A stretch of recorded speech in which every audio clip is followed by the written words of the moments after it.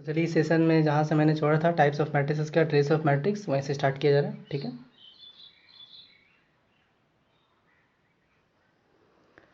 तो trace of matrix example में problem था ना। ट्रेस ऑफ मैट्रिक्स बाबू कुछ नहीं, बेसिकली क्या बोलेंगे कि कोई भी मैट्रिक्स का, किसी भी मैट्रिक्स का डायगोनल एलिमेंट को जोड़ देंगे तो वो क्या बन जाएगा, ट्रेस ऑफ मैट्रिक्स। ठीक है, और कंपलसरी है कि मैट्रिक्स कैसा होना चाहिए, स्क्वायर मैट्रिक्स होना चाहिए, तभी हम ट्रेस कर पाएंगे उसका मैट्रिक्स को। ठीक है, तो वो डायगोनल एलिमेंट को ही जोड़ेंगे तभी जाके बनेगा। तो डायगोनल एलिमेंट का बात सिर्फ तभी किया जाता है जब कोई भी मैट्रिक्स स्क्वायर मैट्रिक्स होता है, तब बात करते हैं। तो ये ऑर्डर क्या था इसका, 3x3 था, तो इसका हम बोले ट्रेस फाइंड करो। तो ट्रेस मतलब क्या, डायगोनल एलिमेंट वो क्या है, 2 है, 3 है, 4 है। 2 है, 3 वाला है और 4 वाला है, तो इन सब एलिमेंट को जोड़ दिए तो जो नंबर आया उसी को बोलेंगे ट्रेस ऑफ मैट्रिक्स ए। बात खत्म।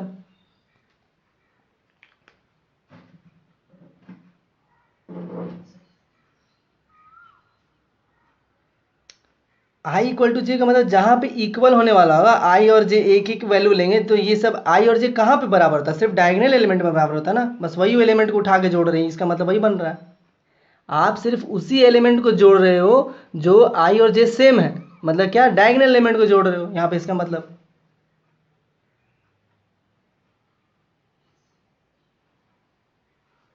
ठीक है, हटा देना ये पार्ट।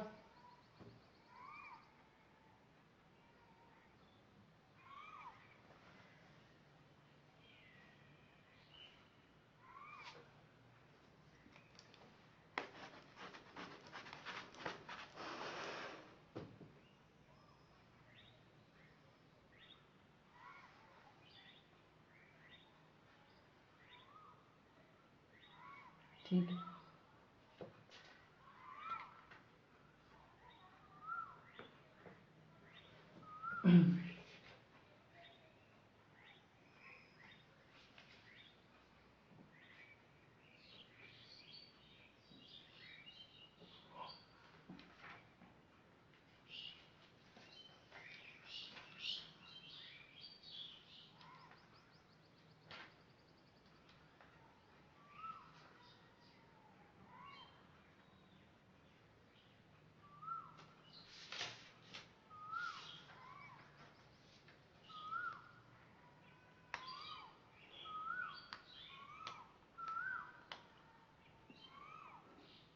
चलो बस ये टर्म समझना है अब। ठीक है, कौन सा नंबर पे था, ई लिखवाया था ना, एफ हो गई है, नहीं एफ जी। ठीक है, देखो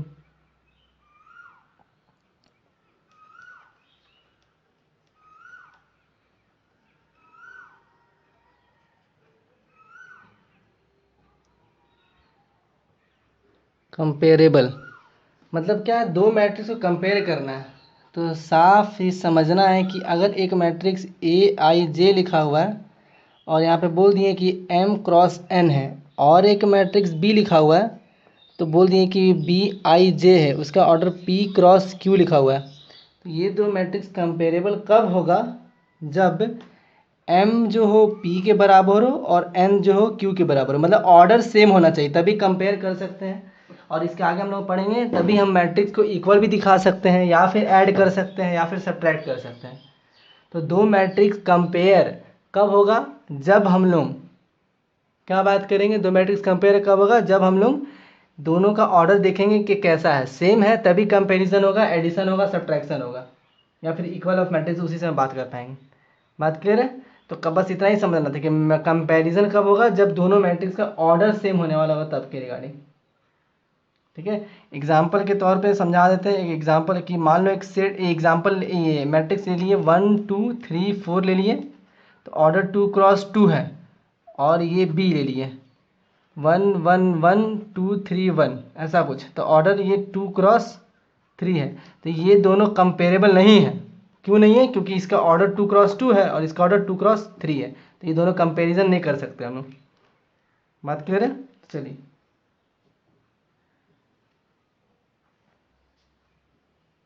हटा दे रहे हैं ये पार्ट। ठीक है,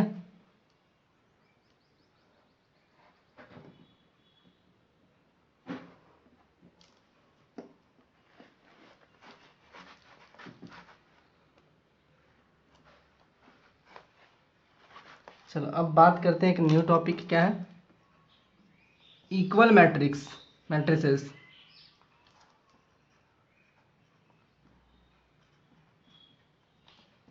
इक्वल मैट्रिसेस, ठीक है। इक्वल मैट्रिसेस का मतलब क्या, कि दो मैट्रिक्स कब इक्वल होगा, जब दोनों का ऑर्डर क्या होना चाहिए, सेम होना चाहिए।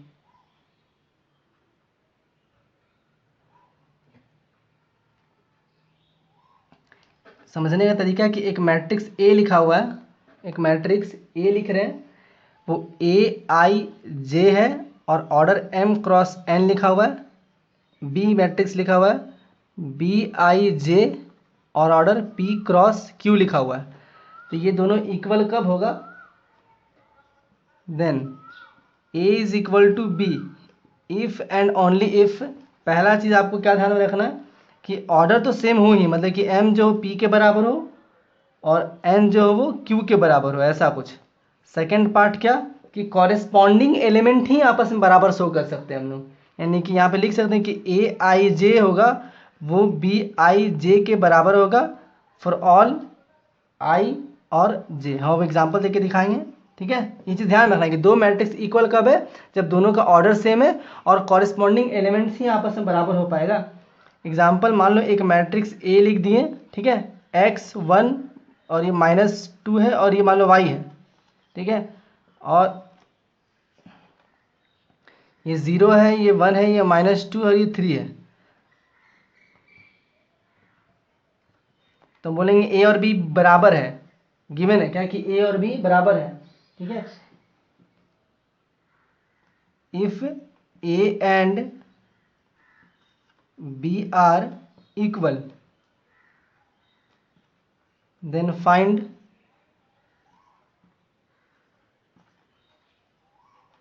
वैल्यू ऑफ एक्स और वाई। तो दोनों बराबर है, इसका मतलब क्या, कंपेयर कर सकते हैं। कंपेयर कर सकते हैं मतलब क्या, ये वाला जो है ये किस पोजीशन पे A11, तो उसी पोजीशन पे जो एलिमेंट होगा वो उसके बराबर होगा। यानी किसी से कंपेरिजन बाय कंपेरिजन करने में समझ में ये आ रहा है कि x का वैल्यू कितना होने वाला 0 और y का वैल्यू कितना होने वाला 3। तो ये इक्वल तभी होगा जब ये x का वैल्यू 0 y का वैल्यू 3 होगा। कंपेयर कर लिया यहाँ पे, दिक्कत समझने में।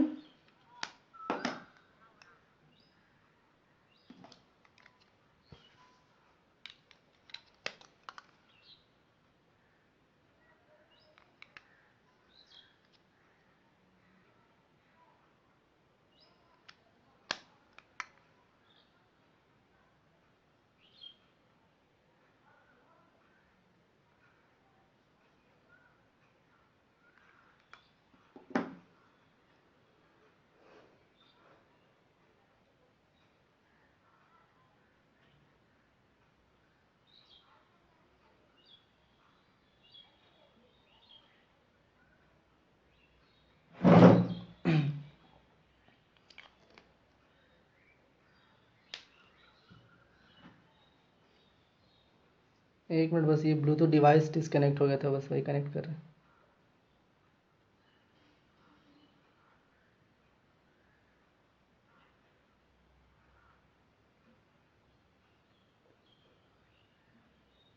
हटा दिए वाला पार्ट।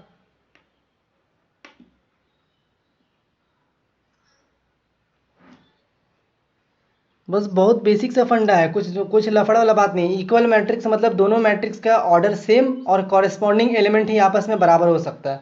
और ऐड भी उसी तरीके से करेंगे हम लोग, अभी सीखेंगे ऐड भी करना। हटा दे रहे। अब कंपैरिजन करके पहले उस पर बेस्ड एक दो क्वेश्चन बना लेते हैं कंपैरिजन वाले पे, यानी कि इक्वल वाले मैट्रिक्स पे।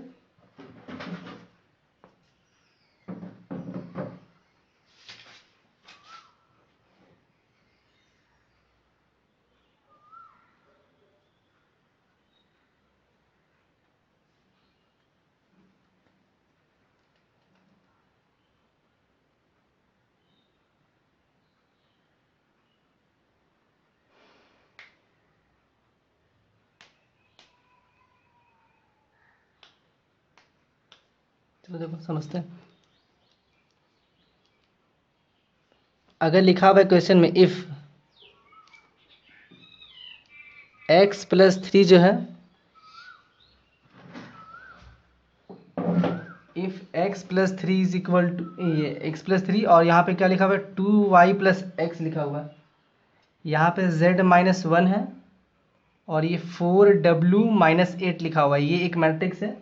बोल दिया गया है कि ये जो है बराबर है किसके, माइनस एक्स माइनस वन, 0, 3 और 2w के। देन फाइंड क्या करना है अपने को, find the value of mod x plus y mod z plus w। ठीक है, हमको समझ में आ रहा है कि अगर ये मैट्रिक्स बराबर है आपस में, इसका मतलब क्या होगा, कॉरेस्पॉन्डिंग एलिमेंट ही कंपेयर हो सकता है। तो ये वाला एलिमेंट इसके बराबर होगा, तो लिख सकते हैं x प्लस थ्री जो है वो माइनस एक्स माइनस वन के बराबर है। अगर ये बराबर हुआ तो इसको इधर भेज देंगे तो ये 2x बनेगा, उसको इधर भेज देंगे तो ये माइनस फोर बनेगा। तो x का वैल्यू कितना आ जाएगा, माइनस टू आ जाएगा। तो ये मेरा पहला पार्ट रहा, कंपैरिजन करके निकाल लिए x का वैल्यू। अगर ये इसके बराबर है तो ये लिख सकते हैं कि 2y plus x is equal to zero है। 2y plus x equal to zero है तो ये 2y का वैल्यू किसके बराबर हो जाएगा, minus x y is equal to minus x upon two के बराबर हो जाएगा। तो y x का वैल्यू कितना था, माइनस टू, यहाँ ले जाकर पलट दिए तो वैल्यू कितना आ जाएगा, y का वैल्यू वन आ जाएगा। क्लियर है। थर्ड वाले पार्ट में आते हैं कि z माइनस वन का वैल्यू किसके बराबर है, थ्री के बराबर है। तो z का वैल्यू किसके बराबर बन जाएगा, फोर के बराबर। ये भी क्लियर हो गया z का वैल्यू। ये वाला इसके बराबर, मतलब क्या कि 4w जो होगा वो minus eight is equal to 2w कहलाने वाला होगा। इसको इधर भेज देंगे तो ये 2w कहलाएगा और ये 8 आएगा। तो w का वैल्यू कितना आ जाएगा, 4 आ जाएगा। हमसे बोला क्या गया था, नाउ वैल्यू ऑफ ये वाला ना, ये तो मॉड x प्लस वाई, तो x का value minus two plus y का वैल्यू कितना था, वन, ऐसा लिख दिए। मॉड प्लस z का वैल्यू कितना यहाँ निकालें, फोर निकालें, और w का वैल्यू कितना निकालें, ऐसे फोर निकालें, ऐसा कुछ आ गया। फर्दर सॉल्व की तो माइनस दो और एक आया, प्लस चार आठ, आठ ऐसा कुछ आ गया। तो वैल्यू क्या बन गया, 9। बात समझ में आया कैसे निकाल लिए।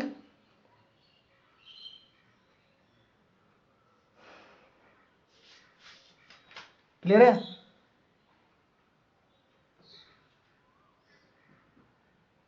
तो हटा दे रहे, हटा देना।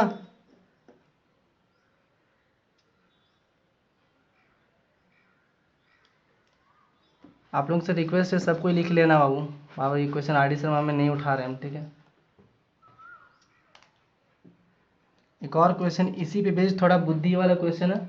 इफ़ 2 अल्फ़ा प्लस वन लिखा हुआ है और ये 0 है, और ये 3 बीटा, और ये बीटा स्क्वायर माइनस 5 बीटा लिखा हुआ है, ऐसा कुछ। ये बराबर बोल दिया गया है कि ये अल्फ़ा प्लस थ्री और ये बीटा स्क्वायर प्लस टू के बराबर है, 0 और ये माइनस सिक्स लिखा हुआ है, ऐसा कुछ। दोनों मैट्रिक्स बराबर है। Find the equation, then find the, समझेंगे सब समझेंगे फटाफट थोड़ा सा। Find the equation whose roots are, root क्या होगा जिसका अल्फा और बीटा एक रूट है। तो ऑफकोर्स ये कंपेयर करेंगे, कंपेयर करने पे क्या निकलेगा अपने पास, अल्फा और बीटा का वैल्यू निकलेगा। तो अल्फा बीटा का वैल्यू निकाल के क्या करने वाले हैं हम लोग, एक इक्वेशन फाइंड करेंगे।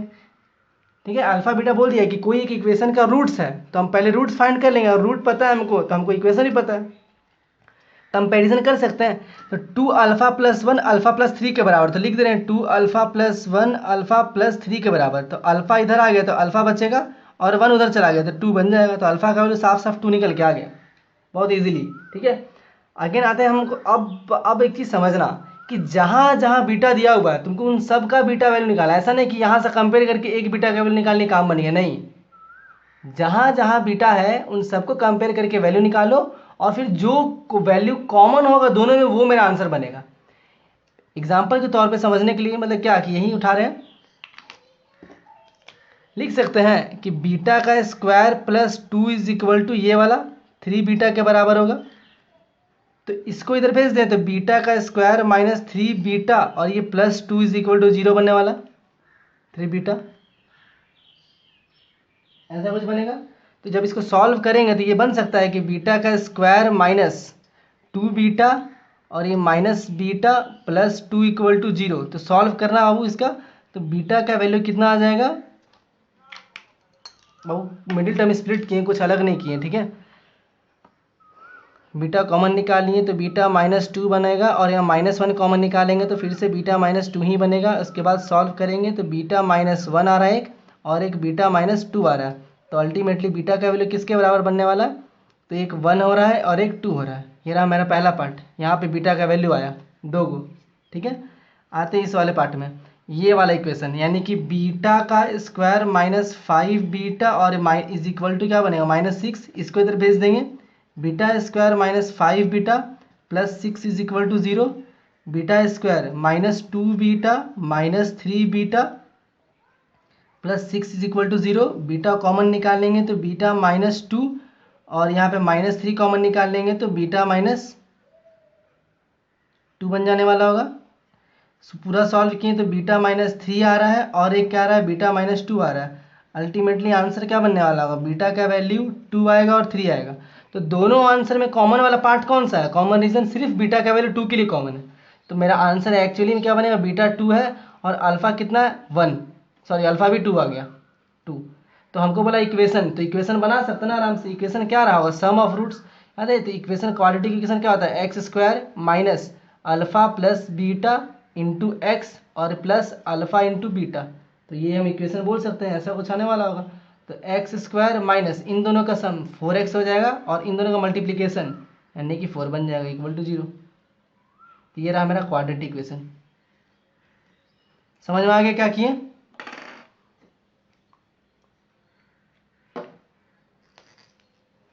तो इस तरीके से हम लोग इक्वल मैट्रिक्स पे बेस्ड क्वेश्चन बनाएंगे, ठीक है। तो फटाफट थोड़ा लिख लो।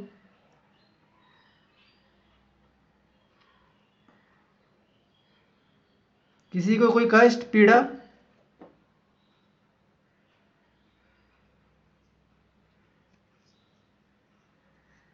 होगा भी तो अपना सॉल्व करना, हम कैसे सॉल्व करेंगे भाई, तुम्हारा कष्ट तुम्हारा पीड़ा।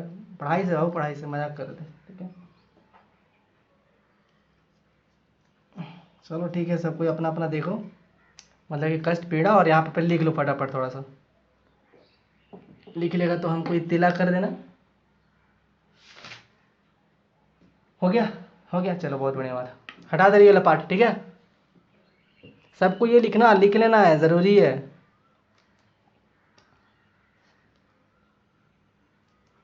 फर्स्ट ऑफ ऑल कोई देख के बता दो, सब कोई है ना यहाँ पे 15 का 15 ऐसा कुछ करके।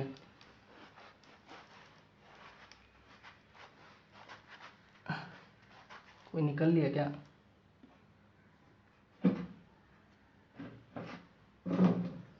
40 के 40 भी होगा देखना, ठीक है। देखो यहाँ देखो, अगला टॉपिक क्या चल रहा है अपने पास, एडिशन। अब थोड़ा सा हम घुस रहे हम लोग मैट्रिक्स के अंदर, अच्छा धीरे धीरे करके, ठीक है। एडिशन के बात करते हैं, एडिशन के बारे में बात करें। अगर एक मैट्रिक्स ए है, इसके अंदर में ये ऐसा कुछ है, ए आई जे ऑर्डर m क्रॉस n, ठीक है।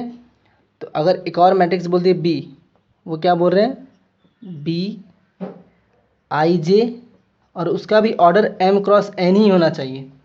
ये बहुत अच्छे से समझना कि मैट्रिक्स जो है, दो एडिशन कब होगा, ऑर्डर जब सेम होगा। पहला क्या लिख सकते हैं हम लोग, क्या कि एडिशन के होगा कब, और एडिशन ऑर्डर सेम, ठीक है।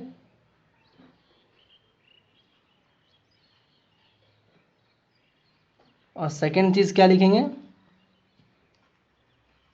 कि ऐड कॉरेस्पॉन्डिंग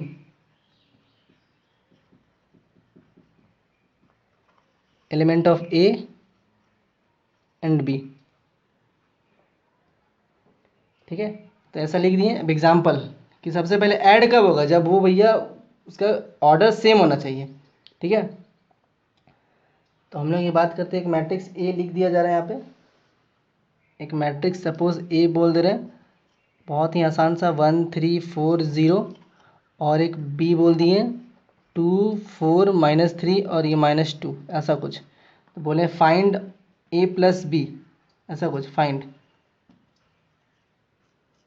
तो जोड़ने का तरीका क्या हो जाएगा, 1 3 4 0 प्लस और ये 2 4 -3 -2, सिंपली क्या कॉरस्पॉन्डिंग एलिमेंट, तो 1 सिर्फ 2 वाले के साथ जुटेगा तो ये 3 आएगा, 3 सिर्फ 4 वाले के साथ, 7 और इसके साथ 1, ये इसके साथ -2, तो a+b का वैल्यू ऐसा कुछ हो जाएगा। एकदम लुलुआ पूछा था आप, ठीक है।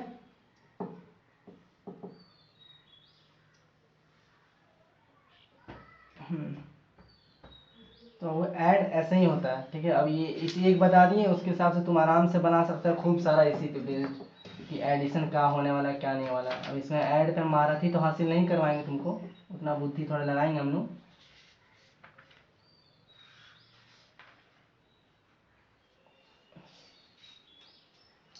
चलो अभी हम बताएंगे, अभी बाकी अभी छूटा कंप्लीट नहीं हुआ, ठीक है।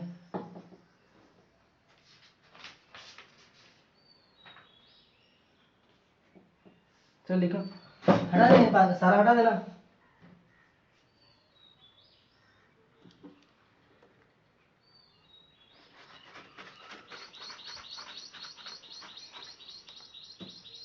थोड़ा फटाफट क्या प्रॉपर्टीज,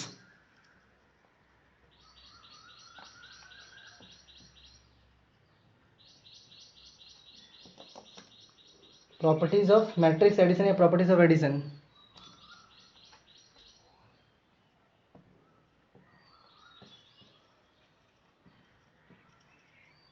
ऐसा कुछ, ठीक है। सबसे पहला प्रॉपर्टी,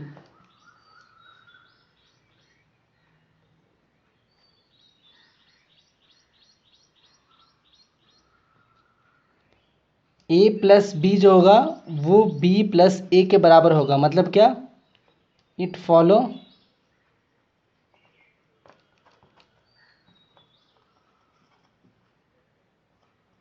कॉम्यूटेटिव लॉ।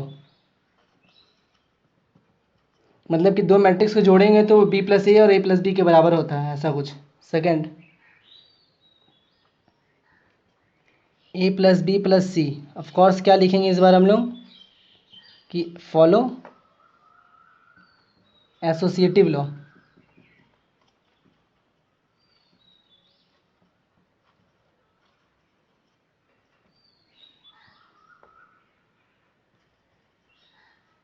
समझ में आया ना, commutative a+b b+a, follow associative law a+b+c, bracket लगा दी, ब्रैकेट लगा दी, बाबू बराबर ही होने वाला है, ठीक है।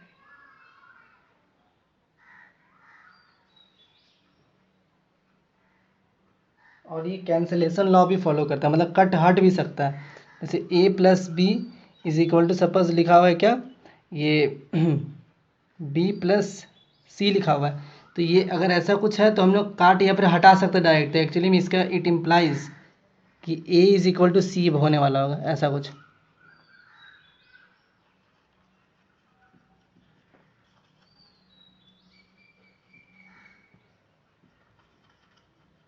फॉलो कैंसलेशन लॉ,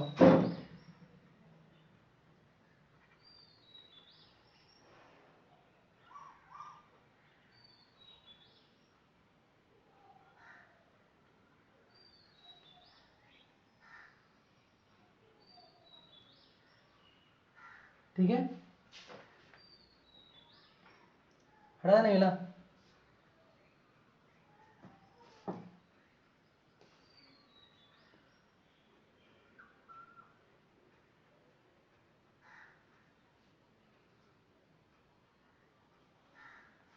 दिक्कत है समझने में। वो एक चीज़ समझा दें, यहाँ देख लो तो थोड़ा सा, ठीक है। कि जैसे होता है ना कि a+b is equal to c+b लिखे हैं, ठीक है। तो ये जो b है राइट हैंड साइड में है ना, राइट हैंड साइड में, दोनों दोनों में, इसमें LHS में भी और RHS में भी। तो बुक वाला इसी को बोल दिया है कि राइट कैंसलेशन। क्या बोल रहे हैं, बस कुछ नहीं, पोजीशन है कि b राइट हैंड साइड में पूरा है, तो हम लोग क्या बोल दिए इसको, राइट कैंसलेशन। अगर यही b पूरा लेफ्ट में होता दोनों साइड में तो क्या बोलते हैं, लेफ्ट कैंसलेशन। बस ये टर्म याद रखना है, कुछ बहुत ज़्यादा खास नहीं बोलेंगे हम इसको, ठीक है। हटा दे रहे हैं।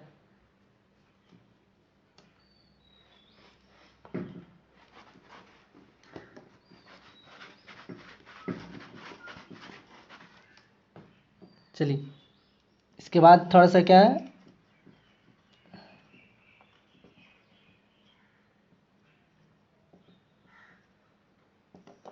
Scalar multiplication. यहाँ पे स्केलर का मतलब बस एक कांस्टेंट नंबर है, कोई एक नंबर है, ठीक है, कोई एक नंबर है, तो हम क्या बोल रहे हैं, स्केलर मल्टीप्लिकेशन। अगर मान लेते कि एक मैट्रिक्स ए है, बहुत अच्छे से समझना इसको, ठीक है, एक मैट्रिक्स ए है, वो लिखा हुआ है AIJ, ऑर्डर है M×N। तो हम क्या किए ना, एक स्मॉल के मतलब कोई एक के नंबर लेते आगे कांस्टेंट, वो ए से मल्टीप्लाई कर दिए इस मैट्रिक्स ए से, तो वो कैसा होगा, तो ये के अंदर घुस जाएगा और ये AIJ के साथ मल्टीप्लाई हो जाएगा, ऐसा कुछ। मतलब क्या कि हम एक मैट्रिक्स को 2 से मल्टीप्लाई कर दे रहे हैं, तो वो 2 हर एक एलिमेंट से मल्टीप्लाई होने वाला होगा। एग्जाम्पल कि एक मैट्रिक्स ए लिखा हुआ है 1 2 -1 और ये 4 सपोज, तो हम बोलेंगे फाइंड 2A। इसका मतलब पता है क्या होगा, ये 2 जो होगा मैट्रिक्स का हर एक एलिमेंट से जाके मल्टीप्लाई हो जाएगा। तो 2 × 1 2, 2 × 2 4, 2 × -1 -2, 2 × 4 8। तो ये कुछ ऐसा बनने वाला होगा। तो मैट्रिक्स में जब नंबर को मल्टीप्लाई करते हैं तो वो मैट्रिक्स का हर एक एलिमेंट के साथ जाके मल्टीप्लाई होता है, लेकिन यही केस डिटरमिनेंट में नहीं होने वाला होगा, ठीक है। इसीलिए बता दें कि बहुत अच्छे से समझना, स्केलर मल्टीप्लिकेशन मतलब क्या कि एक नंबर है, अगर मैट्रिक्स से मल्टीप्लाई किया जा रहा है तो वो हर एक एलिमेंट से जाके मल्टीप्लाई होने वाला होगा। बात क्लियर है? ठीक है, चलिए इस पार्ट को हटा दें।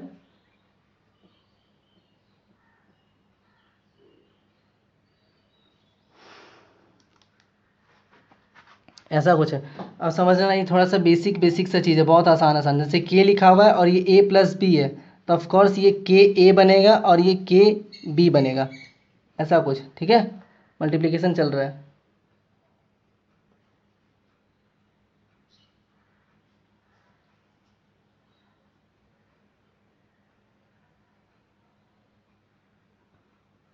चलिए बस इतना ही, इतना जरूरत नहीं, इतना ही काफ़ी है, सब बाकी सब में समझ में आएगा खुद ब खुद। दिक्कत नहीं है कुछ किसी को?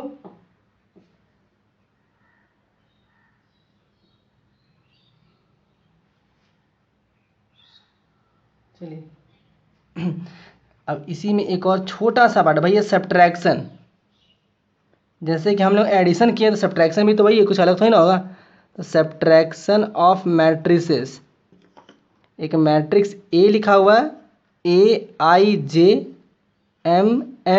और एक मैट्रिक्स बी लिखा हुआ है, ठीक है, एक मैट्रिक्स बी लिखा हुआ है BIJ और वो भी M×N का ही होना चाहिए। तो हम लोग A-B फाइंड कर सकते हैं इजीली।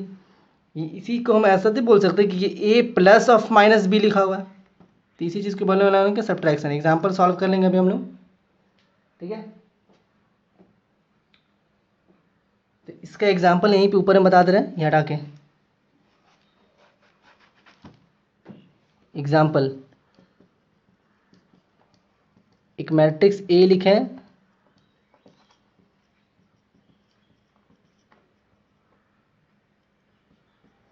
Find A-B।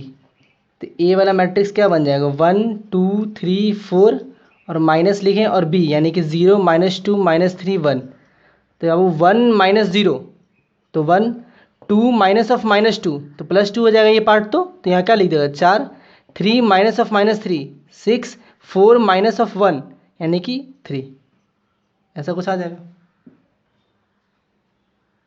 समझने में दिक्कत नहीं किसी को कि ये पार्ट क्या था, बहुत बेसिक सा चीज़ था।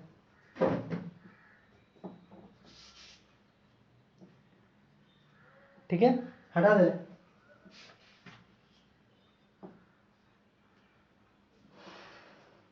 हटा देना।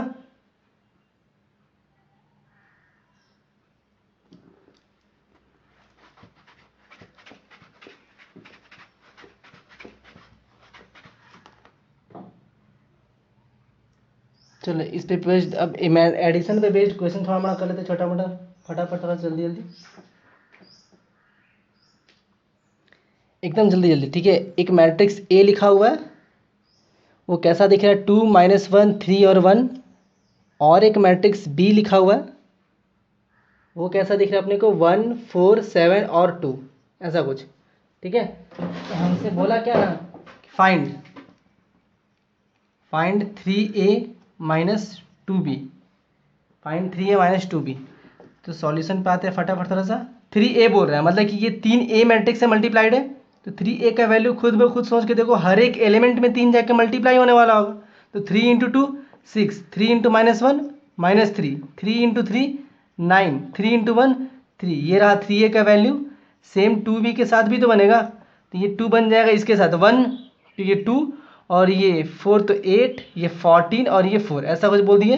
तो हमसे बोला क्या गया 3a माइनस 2b, तो ये 6 -3 9 3, बीच में माइनस का साइन और ये 2b, तो 2 8 14 और 4। फर्दर सॉल्व किए तो कॉरेस्पॉन्डिंग एलिमेंट ही सब्ट्रैक्ट होगा। 6 - 2 4, -3 ऑफ -8 तो -11, 9 माइनस ऑफ 14 तो -5, 3 माइनस ऑफ 4 तो -1। तो ये रहा 3a माइनस 2b। दिक्कत नहीं है, बहुत आसान सा सवाल था ये, बहुत ज़्यादा ही आसान था।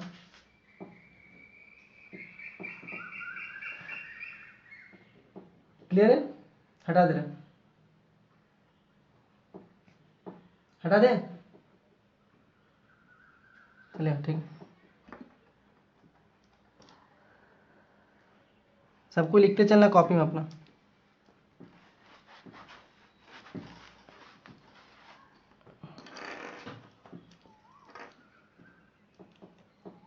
क्वेश्चन, ठीक है, सिंप्लीफाई करना है। लिखा हुआ क्या कॉस थीटा, और लिखा हुआ क्या cos theta into sine theta, फिर ये माइनस साइन थीटा, और यहाँ पे लिखा हुआ क्या cos theta,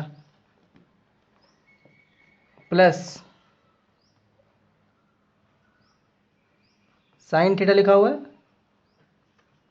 sine theta minus cos theta, cos theta और ये साइन थीटा लिखा हुआ है, ऐसा कुछ बोला सिंप्लीफाई।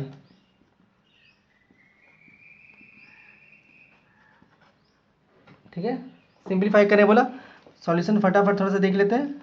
कॉस सबके साथ मल्टीप्लाई होगा, तो कॉस इंटू कॉस, तो कॉस स्क्वायर बनेगा, कॉस स्क्वायर थीटा, फिर ये कॉस थीटा और ये साइन थीटा, ये इसके साथ गया होगा तो माइनस साइन थीटा और ये कॉस थीटा बनने वाला होगा। ये जब इसके पास पहुंचा होगा तो ये कॉस स्क्वायर थीटा बना होगा। तो ये रहा मेरा पहला पार्ट, प्लस सेम साइन के साथ, तो साइन स्क्वायर थीटा बना होगा, उधर हो गया होगा तो साइन थीटा और ये कॉस थीटा बना होगा माइनस के साथ, साइन इसके साथ भी गया होगा तो साइन थीटा और कॉस थीटा बना होगा, और साइन उसके साथ गया होगा तो साइन स्क्वायर थीटा बना होगा। ऐड कर दो तो कॉरेस्पॉन्डिंग एलिमेंट ऐड करने पे क्या आ रहा है cos square theta plus sine square theta. ये इसके साथ तो दिख रहा है कि माइनस प्लस है तो जीरो हो जाएगा, ये भी माइनस प्लस है तो जीरो हो जाएगा। ये इसके साथ ऐड होगा तो फिर से sine square theta plus cos square theta, और अपने को पता है ये क्या वैल्यू 1 0 0 1, तो ये साफ साफ दिख रहा है क्या डायगोनल एलिमेंट आ गया। हम इसको ऐसे भी बोल सकते हैं DIAG ऑफ 1 1, बात खत्म।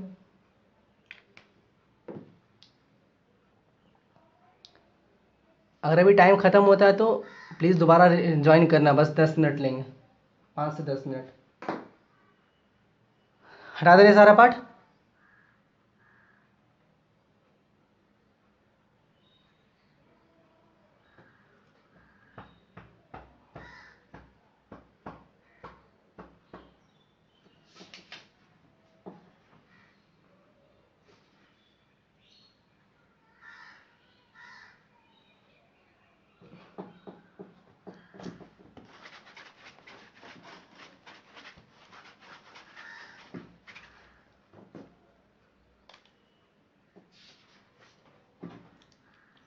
Question, find x and capital Y। Mentioned है कि x प्लस वाई का वैल्यू जो है वो 7025 लिखा हुआ है, और x माइनस वाई का वैल्यू वो क्या लिखा हुआ है तो 3003 लिखा हुआ है। तो दिख रहा होना चाहिए ये कैसा है linear equation in two variable type का। थोड़ा फील नहीं आ रहा है कि x plus Y X minus Y दोनों इक्वेशन को अगर ऐड कर देंगे तो वाई वाई कट जाएगा। तो सपोज कुछ देर के लिए इसको हम 1 बोल दिए और इसको 2 बोल दिए, तो सॉल्यूशन में ऐसा बोल सकते हैं हम लोग कि एडिंग 1 एंड 2। तो दिख रहा है कि दोनों को ऐड करेंगे तो y और माइनस वाई तो कट गया, ऐड करने में दोनों साइड 0 हो गया, और ये x और x क्या बन गया, और 2 times of x is equal to, तो ये मैट्रिक्स दोनों ऐड हुआ होगा। तो डायरेक्ट करें थोड़ा सा, 7 + 3 कितना बनेगा, 10 बनेगा। 0 + 0 0, क्योंकि कॉरेस्पॉन्डिंग एलिमेंट ही ज्वाइन कर सकते हैं ना, ऐड कर सकते हैं। तो 2 इसके साथ ऐड होगा तो ये 2 आ जाएगा, 5 इसके साथ ऐड होगा तो 8 आ गया, ऐसा कुछ। अभी x का वैल्यू कितना बन जाएगा, 1/2 ऑफ 10 0 2 8। तो ये क्या है, स्केलर नंबर है, तो हाँ सबके साथ मल्टीप्लाई होगा। जब 1/2 इसके पास पहुंचा होगा तो इसको 5 बना दिया होगा, क्योंकि नीचे से मल्टीप्लाई हो रहा है। 0 बना दिया होगा, 1 बना दिया होगा, 4 बना दिया होगा। तो x का वैल्यू आ गया, putting value of x in 1, equation 1। Clear है। तो y का वैल्यू किसके बराबर हो जाएगा, 7025 था, ऐसा कुछ 7025। x उधर जाएगा तो क्या बन जाएगा, -x, तो माइनस, और x का वैल्यू यहाँ पे निकाले हुए हैं 5014, ऐसा कुछ। तो माइनस कर लो, 7 - 5 2, 0 - 0 0, 2 - 1 1, 5 - 4 1, बात खत्म, y भी आ गया। समझ में आ गया इक्वेशन कैसा है। अगर यहाँ पे कुछ और भी होता तो तुम क्या करोगे, दो जैसे लीनियर इक्वेशन सॉल्व करना सीखे हो कि इक्वेशन का आगे का ये वेरिएबल का आगे का कोएफिशिएंट को सेम करेंगे और सब्ट्रैक्ट ऐड कर लेंगे, तो वैसा ही कुछ यहाँ पे भी काम कर सकते हो। किसी को कोई दिक्कत समझने में, ठीक है। तो बस रहने दो, ये सेशन स्टार्ट मत करना, खत्म। होमवर्क बना लेना, वो जो एक्सरसाइज का जो भी रहेगा, और हम कुछ भेज देंगे DPP, ठीक है। हम भेज देंगे, बता देंगे व्हाट्सएप पे कि क्या बनाना। चलो ठीक है, बाय। किसी को कोई दिक्कत समझने में इस वाले पार्ट में, किसी को भी, कोई भी थोड़ा सा भी, अभी तक जितना भी पता है। अभिषेक तो भाई बहुत लेट से आया, पता नहीं सो गया था, हमको पता है।